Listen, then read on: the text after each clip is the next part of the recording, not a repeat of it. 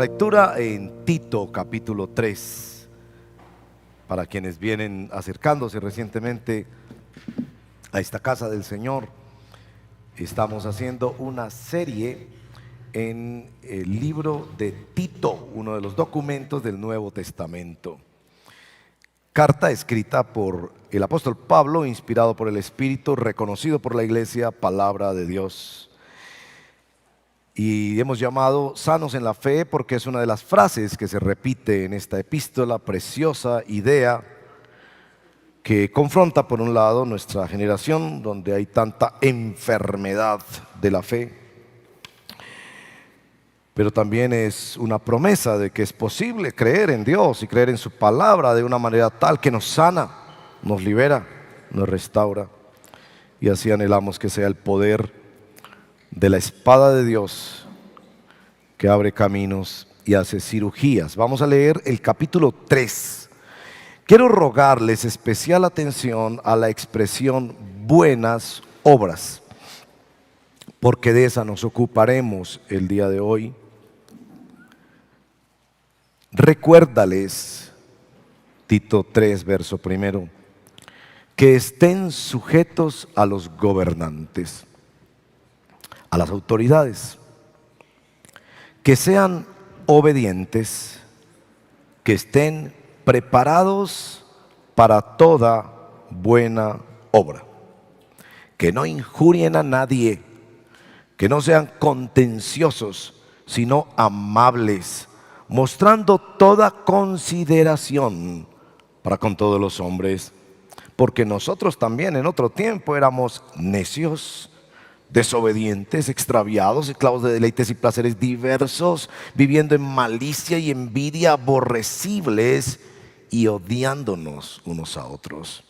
Pero cuando se manifestó la bondad de Dios nuestro Salvador y su amor hacia la humanidad, Él nos salvó, no por obras de justicia que nosotros hubiéramos hecho, sino conforme a su misericordia, por medio del lavamiento, de la regeneración y la renovación por el Espíritu Santo, que Él derramó sobre nosotros abundantemente por Jesucristo, por medio de Jesucristo nuestro Salvador, para que justificados por su gracia fuéramos hechos herederos según la esperanza de la vida eterna.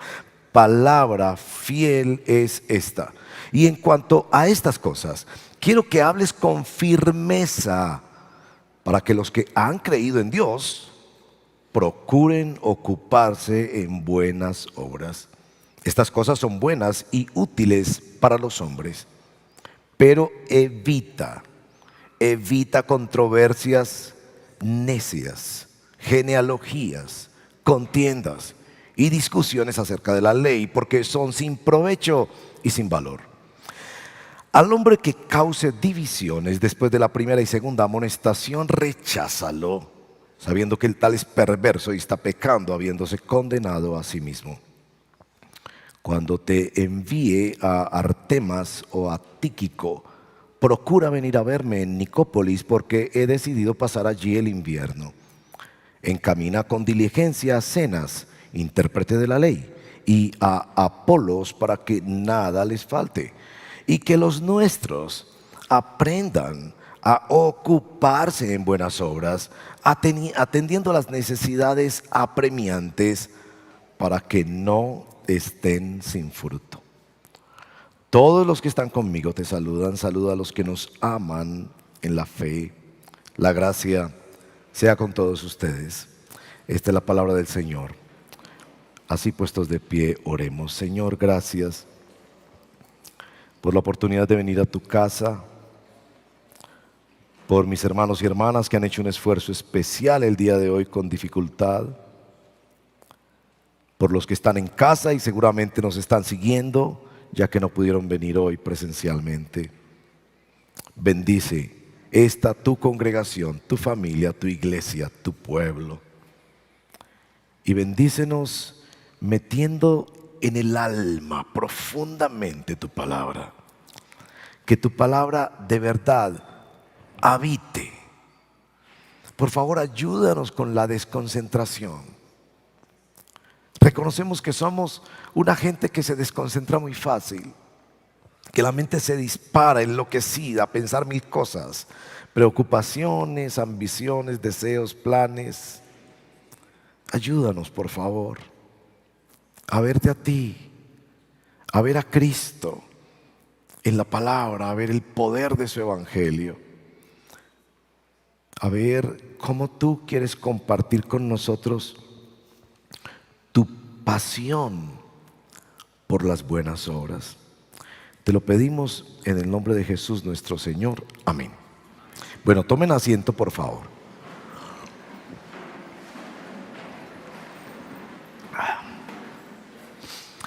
Hace 2 semanas, el pastor Raúl nos predicó una bella enseñanza en Marcos capítulo 11.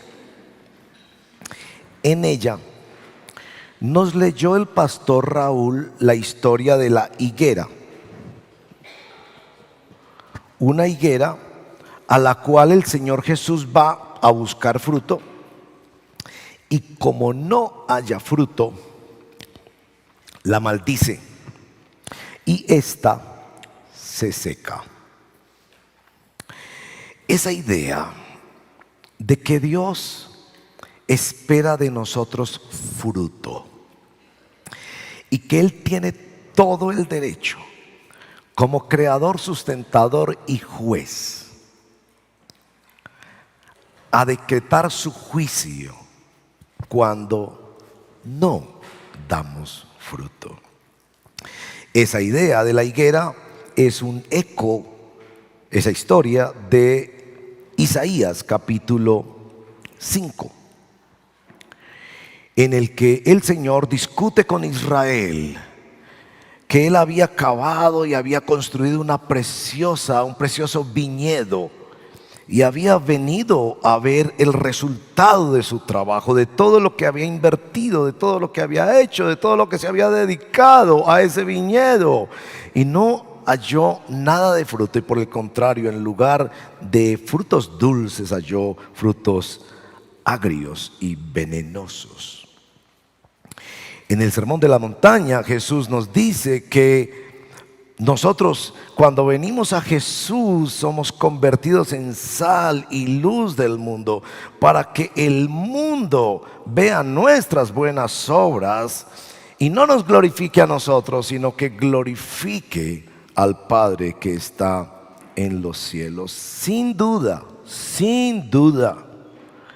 las buenas obras, lo que vamos a llamar la piedad cristiana o la vida piadosa, demuestran la nueva vida que tenemos en Cristo Jesús. En Hechos capítulo 4 verso 13, cuando vieron a Pedro y otros apóstoles que estaban dispuestos a entregar su vida, los mismos enemigos que perseguían a la iglesia reconocían que ellos habían estado con Jesús.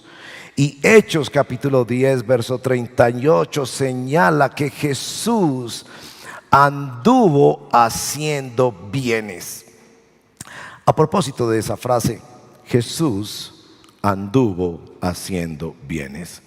Un poeta contemporáneo dice: los cristianos leemos que Jesús anduvo haciendo bienes, pero los cristianos contemporáneos solo nos conformamos con andar.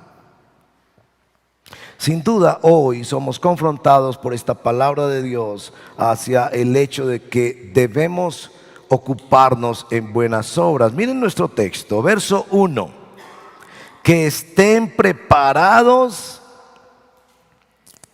para toda buena obra. Verso 8: para que los que han creído en Dios, si es que en verdad han creído en Dios, procuren ocuparse en buenas obras. Verso 14: que los nuestros, dice Pablo para terminar su carta, aprendan, eso hay que aprenderlo, a ocuparse, en eso hay que ocuparse, en buenas obras. Y añade atendiendo las necesidades apremiantes para que no estén sin fruto. Si yo te preguntara hoy, ¿qué árbol quisieras ser tú? Esas dinámicas que a veces hacemos, ¿no? De si fuéramos todos a compararnos con un animal, ¿qué animal serías tú? Y bueno, ahí sacamos chistes de no, tú serías una fiera. Pero si no lo hiciéramos con animales, sino con árboles. Y hiciéramos la dinámica entre nosotros, ¿qué árbol serías tú? Yo creo que todos caeríamos en la trampa de pensar en árboles hermosos, en árboles frondosos, en árboles deseables. Pero aquí se nos está invitando a pensar en árboles, no importa la forma que sea el árbol, mi amigo, pero que dé fruto. Que como cuando el Señor llegó a la higuera, encuentre algo en ti que sirva para otros, algo que dé fruto a otros. Y bueno, ustedes saben que nos sorprende, ¿no?, el Señor en la naturaleza. Cuando miramos los árboles y vemos esos arbolitos pequeñitos, a veces ya desgastados por los años, pero llenitos de frutas, que casi tienen más frutos que hojas y que ramas. Bueno, el desafío de la palabra del Señor para ti hoy es que tú estés preparado, te ocupes y aprendas a dar fruto. Este asunto de las buenas obras nos encuentra a nosotros como con cierta incoherencia. Por un lado, ignoramos toda la bondad de Dios directamente y a través de otras personas sobre nosotros. Nosotros somos receptores de bondad permanente de parte de Dios, directamente y a través de otros. Pero nos sorprende por nuestro egocentrismo y dureza de corazón qué tan negativamente reaccionamos cuando no se nos da lo que nosotros deseamos. En ese sentido, mis amigos, todos somos adolescentes. No solo los jovencitos por allá entre los 11, no sé cuándo empezará la adolescencia hoy en día, ni sé cuándo terminará, pero en esa edad en que papá y mamá los cuidan, los educan, les pagan las cuentas, les dan la ropa, los llevan, oran por ellos, los ayudan.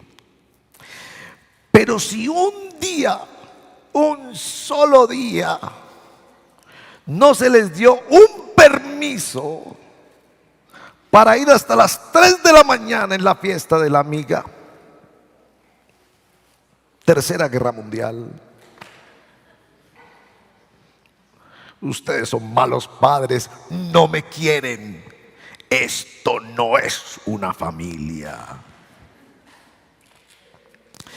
Ahora, es fácil ver eso en los adolescentes, ¿verdad? Es fácil verlo. Y todos pasamos por ahí. Por favor, recordemos eso. Dígale a la persona que está a su lado, tú también fuiste adolescente.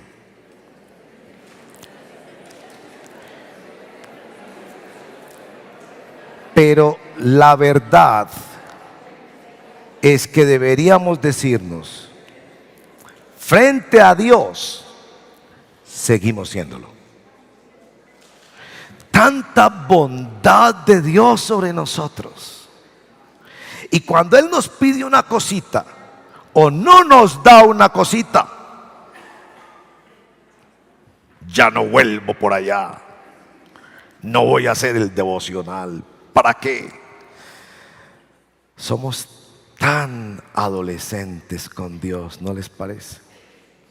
Por eso necesitamos esta lección que sobresale en el libro de Tito. A propósito, todo el Nuevo Testamento invita al pueblo de Dios a dar de gracia lo que han recibido de gracia. Pero la epístola de Tito particularmente tiene práctica, teología, ejemplo, ánimo, exhortaciones. ¿Qué vamos a hacer esta mañana al mirar este capítulo 3 de Tito? Primero vamos a preguntarnos ¿qué es la piedad? Vamos a responder que la piedad es una vida apasionada por buenas obras. Segundo, vamos a decir cómo se ve eso en los creyentes de Creta. Los que recibieron esta carta en principio fueron llamados a vivirlo de unas maneras muy específicas y vamos a aprender de ellos. Y en tercer lugar nos vamos a hacer una pregunta aplicativa para nosotros. ¿Qué tiene que ver esto con nosotros? ¿Cómo se ve en nuestras vidas aquí en el redil del Oriente? Pero aquí en esta ciudad, en esta región del Oriente antioqueño, ¿cómo vivimos la piedad? Bueno, ¿qué es la piedad? Digamos que en esencia la piedad es la respuesta fundamental al Evangelio. La piedad es la respuesta fundamental al Evangelio. Es una pasión por hacer buenas obras. Debemos aclarar que no es la piedad. Y lo primero que debemos decir es que no se trata de obras para salvación. Y nuestro texto lo deja muy claro en el verso número 5. Cuando Pablo le dice a Tito, después de esa larga lista que describe su vida pasada en el verso 3, en el verso 5, Pablo le escribe a Tito, Él nos salvó. Y aclara muy bien su teología de la salvación. No por obras de justicia que nosotros hubiéramos hecho. Y esto es muy importante. La salvación no es o no se obtiene o no se vive por que nosotros ganamos méritos o hacemos buenas cosas para Dios, como si Él fuera un vendedor y nosotros le compramos la salvación manejándonos bien para que Él no nos castigue en el infierno. Eso la Biblia aclara que es imposible, que el hombre jamás podría comprar su reconciliación o su justicia o su paz con Dios. Si recuerdan, por ejemplo, Efesios capítulo 2, verso 8 al 10, me encanta señalar en ese capítulo, Efesios 2, 8 al 10, no por obras para que nadie se gloríe. Pero más adelante dice, porque somos hechura suya en Cristo Jesús para buenas obras. No por obras, pero sí para buenas obras. El mismo texto de Tito lo contiene en el verso 5, no por obras de justicia. Verso 5 y en el verso 8, para que los que han creído en Dios procuren ocuparse en buenas obras.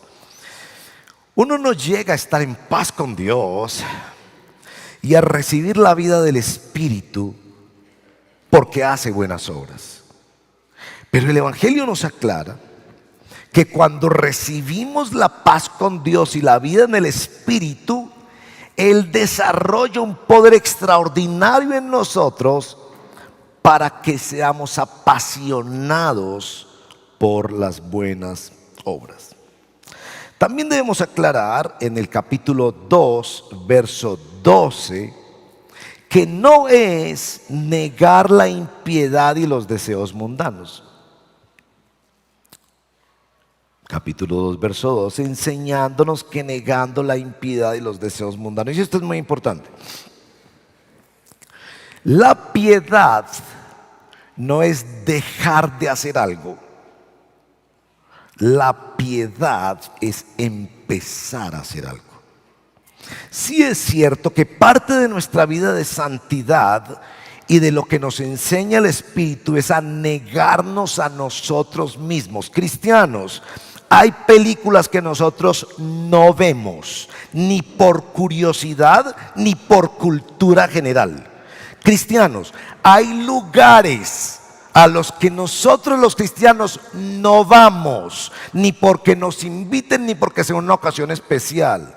Cristianos, hay vestidos que nosotros no nos ponemos. Es cierto, hay una negación a ciertas cosas. Jesús dijo: si alguno quiere ser mi discípulo, niéguese a sí mismo, tome su cruz y sígame. Por favor, yo no quiero que usted entienda mal el Evangelio. El Evangelio sí implica dejar cosas. El Evangelio no es solo sumar la bendición de Dios, el milagro de Dios y la ayuda de Dios. El Evangelio sí te implica dejar cosas. Pero la piedad es mucho más que eso. Lo que pasa es que hay un concepto pasivo de piedad entre nosotros. Quizás el mejor ejemplo de ese concepto pasivo de piedad es la piedad. La piedad es esta obra maravillosa de escultura que hizo Miguel Ángel. Es un hecho que nunca ocurrió, pero él trató de dibujar así la contemplación de lo sagrado. La piedad es una escultura hecha en mármol de Carrá, en el que María, muy joven, está contemplando a Jesús después de que lo bajan de la cruz. Esa idea, por casi 500 años, ha estado en el imaginario popular. ¿Qué es piedad? Una contemplación estática, muda, quieta, inactiva de lo sagrado. En la Biblia, piedad es todo lo contrario. Ahora, déjenme decirles qué es piedad. Si vamos al capítulo anterior de Tito, capítulo 2, y miran particularmente el verso 14, nos da una definición de lo que son las buenas obras y la piedad extraordinaria, extraordinaria. Es decir, hay textos de la Biblia donde el autor inspirado logró condensar tanta enseñanza, tanta belleza de revelación, tanto de lo que Dios es para nosotros. Verso 14, capítulo 2 de Tito: Él, nuestro Señor Jesucristo, anteriormente aclarado, es gran Dios y Salvador Cristo Jesús. Él se dio por nosotros para redimirnos de toda iniquidad y purificar para sí un pueblo para posesión suya. Y mire cómo termina. Después de esa gran descripción de lo que Jesús hace en tu corazón, mira cómo termina: celoso de buenas obras. Es decir, me impresiona tanto esa expresión. La palabra celo allí es la misma palabra pasión. Pasión. Pero amigos, no es como la pasión futbolera de los colombianos, que llegamos al partidito de Colombia con la camisetica puesta, le gastamos las dos horas al partidito, nos sentamos a ver el partidito, llegamos con toda la pasión, esperábamos ese día. Hubo gente que no trabajó, pero la pasión, ¿dónde quedó esa pasión? Y si el próximo martes nos golean, que dadas las situaciones es muy probable, ¿dónde quedará esa pasión? Pero la pasión de los colombianos. ¿Pasión? Pasión.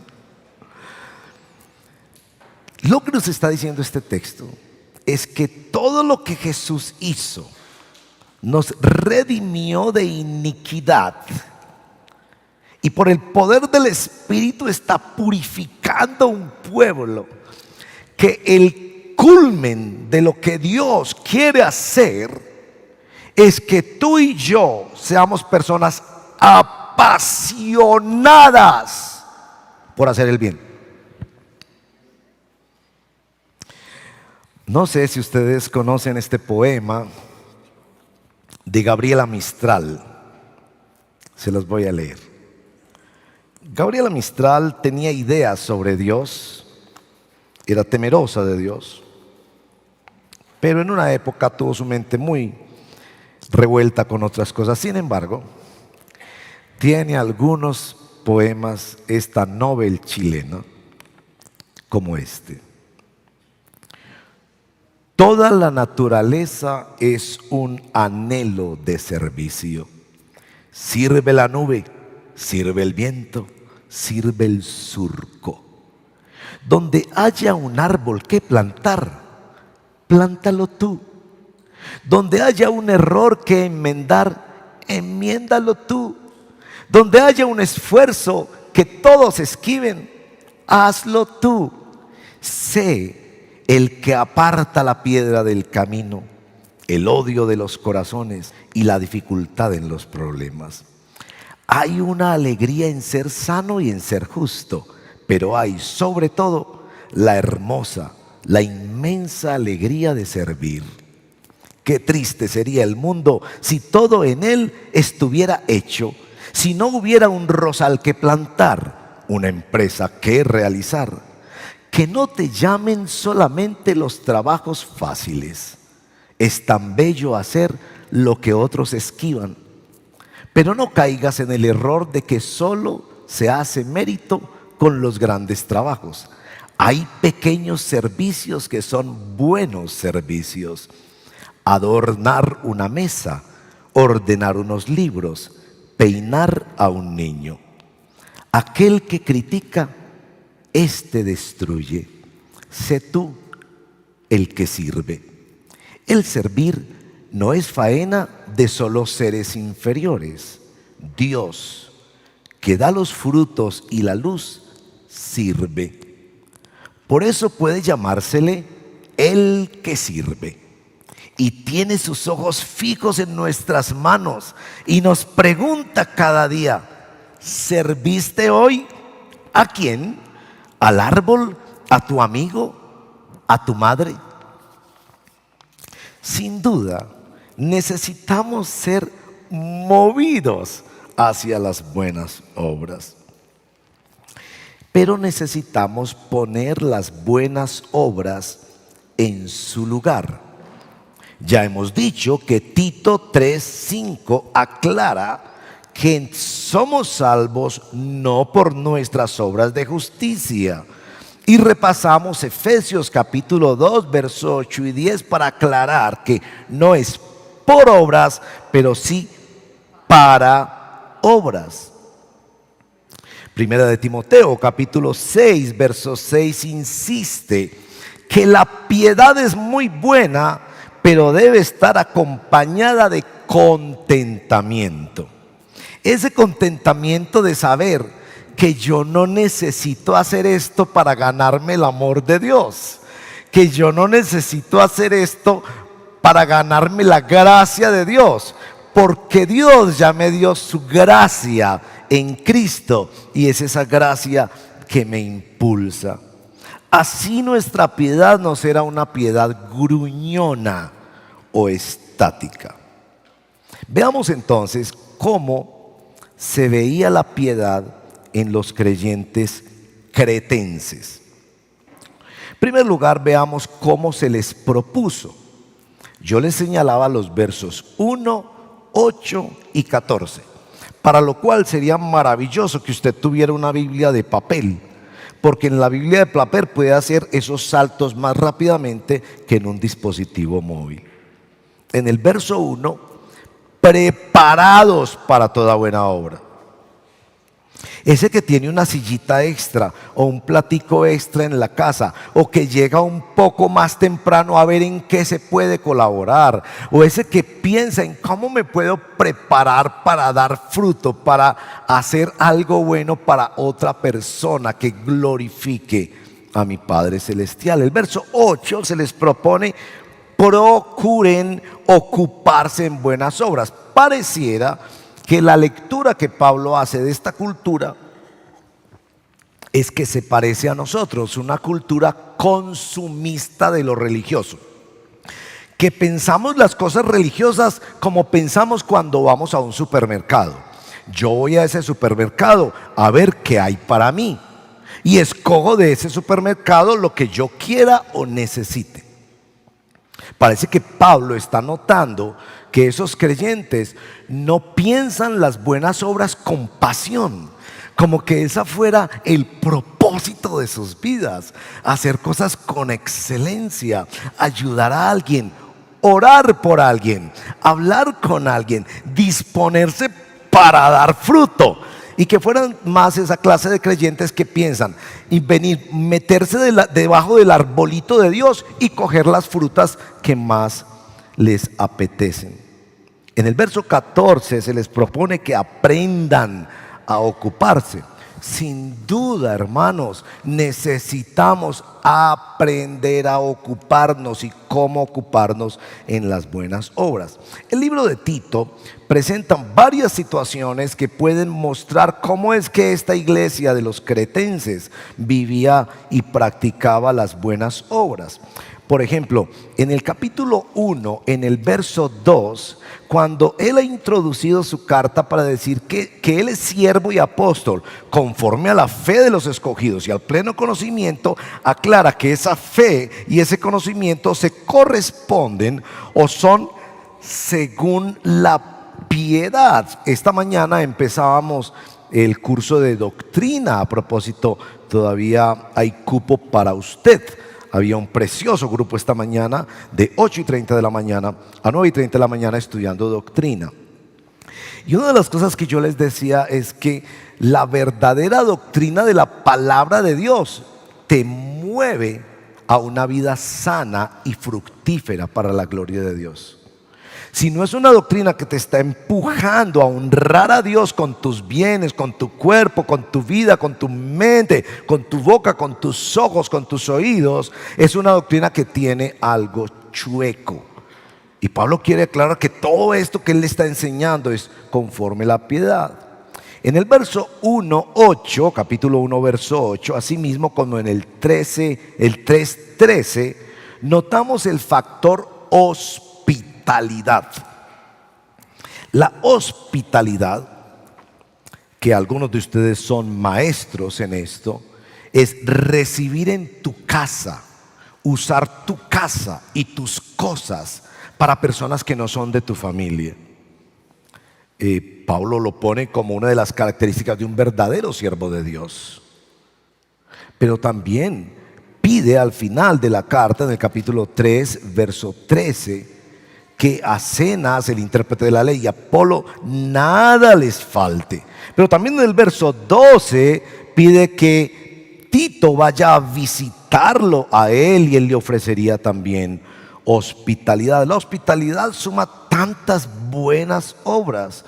Que tu hogar sea un lugar de hospitalidad. No solo ores porque tu hogar sea bendecido por Dios. Está bien orar que tu hogar sea bendecido por Dios. Ora que tu hogar sea usado por Dios, para que el jardinero, el que cuida el edificio, el visitante, el migrante pueda sentarse a tu mesa y disfrutar de las bendiciones que Dios te ha dado a ti. También varias veces en la carta usa esta idea de sujeción. Si la miran, por ejemplo, en el verso 1, recuérdales que estén sujetos a los gobernantes, y precisamente por eso les dice que estén preparados para toda buena obra. ¿Cómo este tema de la sujeción ayuda a pensar que es una buena obra? Ser respetuosos con las autoridades, someternos a los lineamientos y los correctivos de las autoridades, es una forma de actuar en bien. Pero en el verso 2 dice cosas que no se deben hacer: no se debe injuriar ni ser contenciosos, sino amables, mostrando toda consideración. Tal vez esa persona que está gritando en el banco está estresada porque tiene un gran problema y tú puedes poner consideración en lugar de levantarte en juicio contra esa persona. Tal vez por eso es que una y otra vez en la carta de Tito Pablo habla tanto de la prudencia, de la prudencia, de esa capacidad de contenerse uno a sí mismo y pensar antes de actuar. La templanza, la capacidad de controlar nuestros ánimos y nuestras impresiones, es una forma de dar fruto, y muchas veces es la prudencia la que ha conseguido que no se explote un gran conflicto familiar o una gran pelea entre vecinos. Capítulo 3, verso 14: atendiendo las necesidades apremiantes. Cristianos, hemos de ser esas personas con los ojos abiertos a ver dónde hay una necesidad.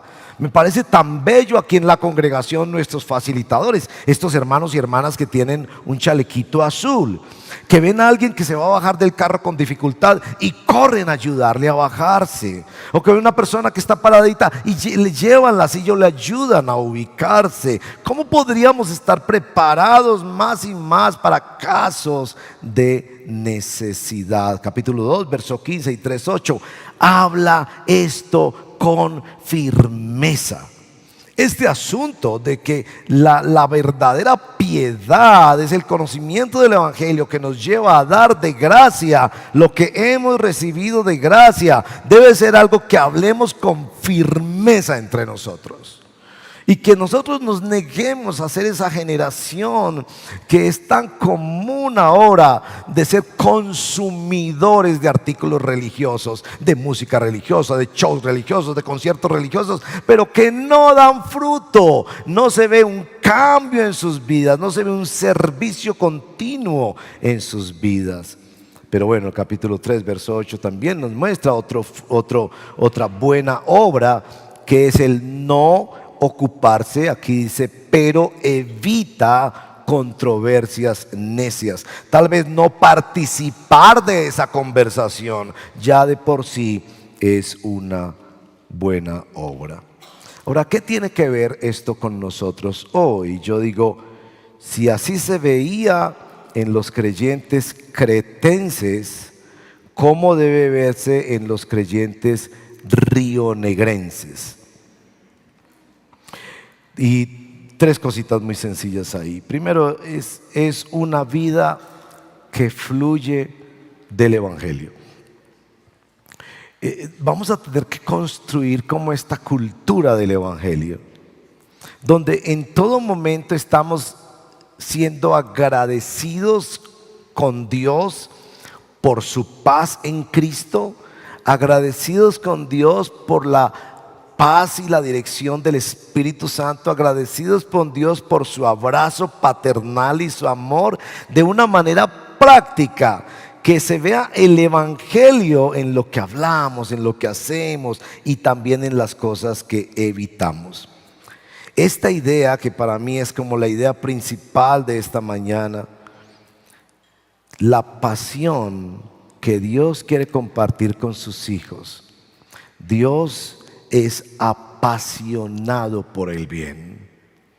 Él viste las flores del campo. No lo hace en una forma que tú lo puedas ver tan claramente como lo hace, pero tú sí ves el fruto de cuando lo hace. Si miras la belleza de la creación y piensas que Dios ha escogido cada uno de los colores para vestir de una manera que ni aun Salomón en toda su gloria se vistió como ellos.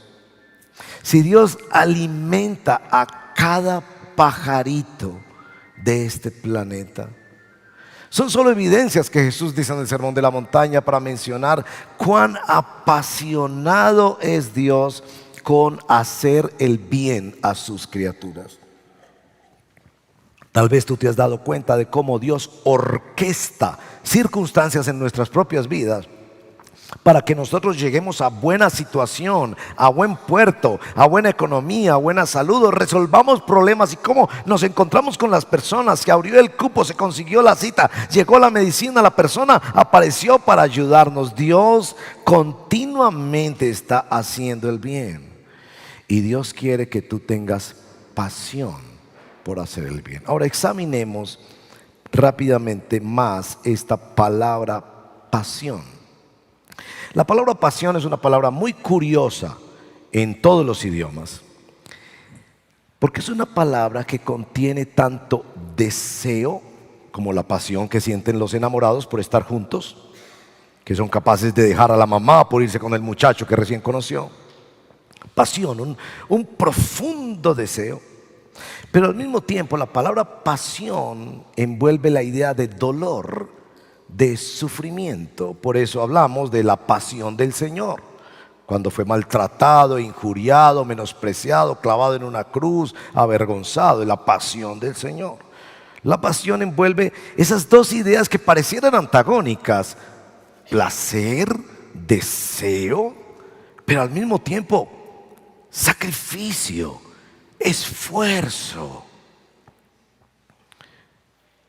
Y Dios quiere que tú tengas pasión por hacer el bien.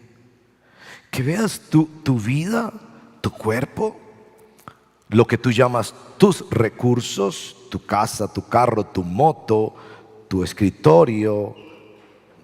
Que veas tu vida, tu tiempo, tus conocimientos, tus talentos, como un instrumento de Dios para ayudar a otros. Por eso el Señor dice: no nos cansemos de hacer el bien, que a su tiempo segaremos si no desmayamos. Precisamente se necesita la pasión, porque a veces nos cansamos de hacer el bien. Y por eso es necesario que para nosotros también la iglesia sea una escuela de piedad, una escuela de buenas obras. Tal vez tú no lo sabías, pero tú vienes a esta iglesia para ser entrenado como alguien que se entrena en la pasión por las buenas obras. Hagamos una aplicación. La primera aplicación que yo quiero hacer es el tema que yo llamaría así: revalorar los actos de fe. Hacer bien a otros en nombre de Dios, confiando en la fuerza, la provisión y el gozo de Dios. Debo llamar la atención a aquellos de ustedes que confían en sus buenas obras para salvación y piensan que el día de su muerte se presentarán ante Dios y le dirán: Señor, yo soy digno de entrar en tu casa porque yo cuidé a mi mamá, yo ayudé a una persona, yo mucho tiempo soporté un matrimonio difícil, o yo cada semana llevaba ayudas a personas necesitadas. Y debo advertirte en el nombre del Señor: no confíes en tus buenas obras para salvación. Las buenas obras son una obligación de toda la creación hacia su creador. Si tú las presentas ante Dios como un mérito, ofendes a tu creador. Como si el niño de la casa tomara de la misma mesada que le da su papá y tratara de comprarlo para que el papá no lo discipline. Eso ofendería a su padre, porque esa misma provisión ha venido de parte de su padre. Pero también quiero advertir a quienes ignoran sus malas obras para condenación. Algunas personas toman la idea del perdón de Dios a la ligera y no miran que todas sus malas obras les señalan su necesidad de un redentor y de un salvador en Cristo Jesús. No ignores tus malas obras, tus omisiones, tus irrespetos a la gloria de Dios, tus vicios, tus excesos, tus inmoralidades, tus mentiras, tus orgullos, tus terquedades, tus vanidades, tus lujurias, tus odios, tus resentimientos. No las ignores, porque ellas te muestran tu necesidad de un Salvador. En esencia, los seres humanos, escuchen bien, sí somos salvos por obras, pero no por nuestras obras, sino por las obras de Cristo Jesús. Él, perfecto y santo, cumplió toda la justicia de Dios y tomó tu lugar por tus malas obras en la cruz. Pero no ignores tu necesidad de un redentor. Algunos aquí ignoran los llamados de Dios a hacer buenas obras. He escuchado personas que se lamentan diciendo: yo no tengo un ministerio, a mí Dios no me dio el don de hablar en público, de cantar, de organizar una fundación para niños pobres. Y entonces en ese lamento no escuchan el llamado de Dios a hacer buenas obras. Y yo quiero decirte, cristiano y cristiana, tú tienes un ministerio. Tu ministerio es hacer buenas obras para la gloria de Dios. Prepararte, ocuparte y aprender a ser un instrumento de Dios que da fruto. Me llama mucho la atención esta expresión, hacer caso. De hecho, tengo un conocido que alguna vez puso eso con letras destacadas en su hoja de vida. Estaba esperando que lo contrataran en una empresa y puso esto en letras muy grandes en su hoja de vida. Señores, lo más importante que yo puedo hacer es que yo soy una persona que hace caso. Esa expresión antioqueña indica fundamentalmente a alguien que sigue instrucciones, que no impone su voluntad. Que tú seas una persona que hace caso, que seas una persona que le hace caso a la palabra de Dios. Cuando la palabra de Dios te dice, no por obras, pero sí para obras. Y que tú escuches el llamado que a tu conciencia te hace el Espíritu Santo cuando te dice, eso lo podrías hacer tú. Eso no lo deberías hacer tú. Da fruto. Yo sé que estoy entre personas que en aspectos de su vida dan fruto y que son ejemplo para mí en ayudar a otras personas, en glorificar a Dios a través de su conducta. Pero sin duda, yo sé que todos somos llamados a la excelencia del Evangelio, de cada vez ser aquellos que dan más fruto para la gloria de Dios. Hay una expresión que me gusta mucho y viene de esta cultura paisa también. Una persona que dicen que sirve hasta para remedio. ¿Han escuchado esa frase? No, esa señora sirve hasta para remedio. A mí me parece que es una frase un poco simpática, porque yo me imagino cómo serviría para remedio. Como que, por ejemplo, si se motila, le muelen el pelo y hacen un jarabe y eso cura la tos o algo así. No entiendo exactamente cómo se aplica la frase, pero sí creo que entiendo lo que quieren decir. Es una persona que ha asumido que la vocación de su vida no es el entretenimiento, no es cuál es la fiesta del fin de semana, o su nueva adquisición material, o su nuevo título, que su vocación en la vida es dar fruto, darle a otros de la gracia que Él ha recibido en Cristo Jesús.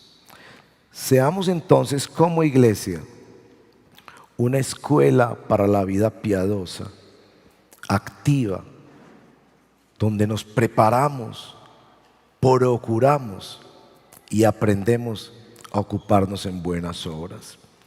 Quiero dirigirlos en una oración en este momento para terminar.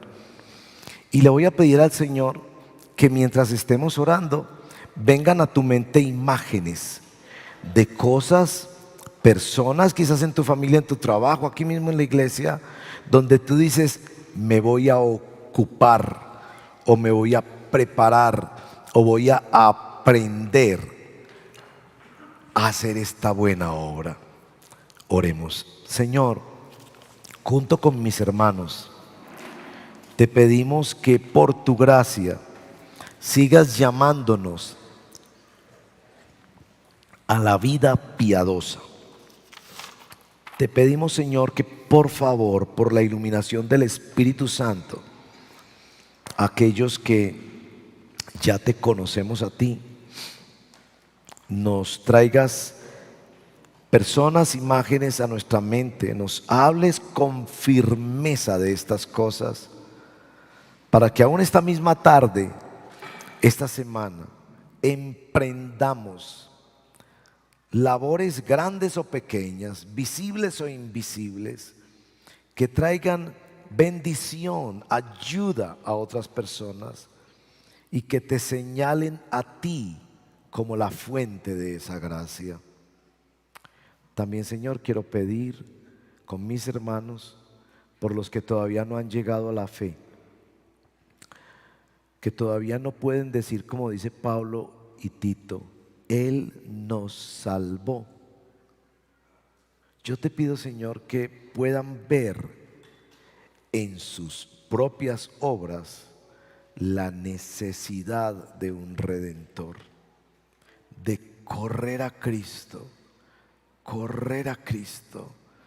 arrepentidos de una vida sin Dios, quizás con apariencias de piedad, pero negando la eficacia de ella, de correr a Cristo con fe, creyendo que tú ofreces tu obra perfecta y suficiente, no solo para redimirnos de iniquidad, sino también para purificar para ti un pueblo, para posesión tuya, celoso de buenas obras. Te quiero pedir también, Señor, finalmente que seamos una escuela de piedad, que podamos de hecho hasta exhortarnos y animarnos unos a otros en este caminar de aprender a ser árboles que dan fruto. Que cuando tú veas este árbol, este viñedo que se llama el Redil del Oriente, tú, Señor, te goces en ver los frutos que tú mismo has sembrado y cultivado en nosotros. Que de ninguna manera seamos como esa higuera que recibe juicio porque no se halló fruto en ella. Te lo pedimos que sea así para nuestra corrección, para nuestra edificación, pero también para nuestro mayor gozo. Te lo pedimos en el nombre de Jesús, nuestro Señor.